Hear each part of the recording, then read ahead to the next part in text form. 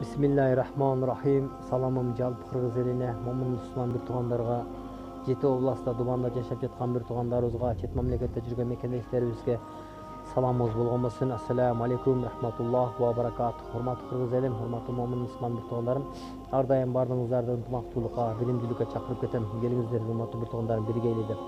Жогорку элдик көзөмөл өз кызматтарын аткарып атат. Урматтуу бир туугандарым, кечеги бизден бир кылган бир жумуш боюнча сиздерге так айтып кетейин.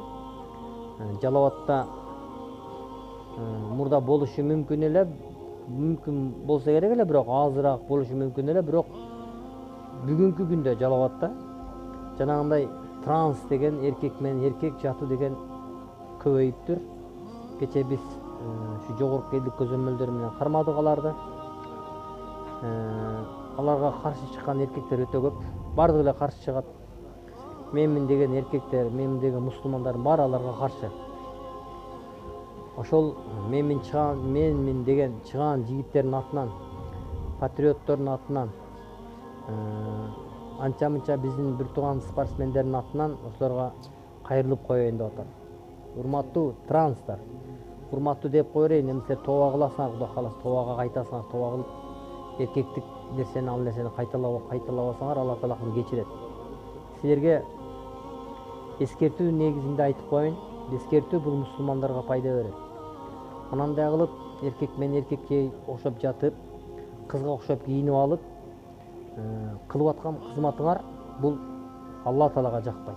Кимде ким Аллага каршы болгон болсо, Алла Таала ал адамга сөзсүз кырсык жөнөтөт. Бул хак. Бардыгыбыз Аллага дейбиз. Алла жаратуучу, Алла дейбиз, тооба дейбиз.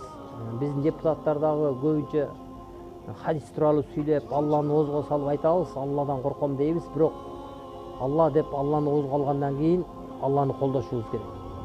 Буга нерсеге, ушул транска, эркек менен эркек жатканга силерге эскертүү болсун, пока согуш жарыялабай турайлы. Эскертүү бул мусулмандарга пайда берет деп. Бирок силерди мен мусулмандар деп айта албайм. Бирок Кудайым буйрса, силер мусулмандарга кайтышыңар керек дагы. Кайтып бул ишти токтоткула. Срочно, тез аранын ичинде токтоткула. Эгер токтотпогон болсоңор, мунун аягы жаман менен бүтөт. Мына өлүмдөр, капысынан өлүм, авариялар болуп атат.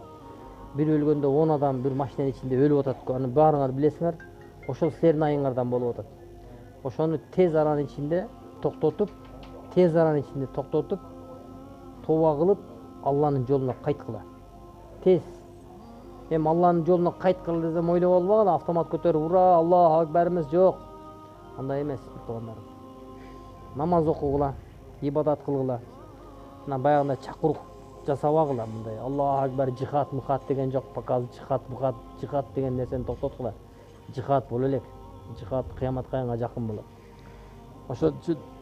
Ошол жанагы эркекке окшогон, кызга окшоп алып, жанагындай эркек менен эркек жатып аткан бир туугандарга эскертүү болсун. Тез аранын ичинде. Ато мунун аягы жаман менен бүтөт, урматтуу. Өтө жаман менен бүтөт.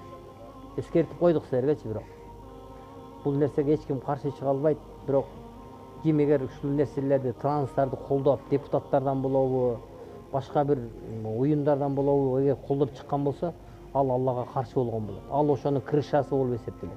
Ал ошону крышабет этип, ошол транстардан акча жеп жүргөн адам болот. Ким ошого каршы чыккан болсо, ким колдогон болсо, мына ошол адам биз менен болот.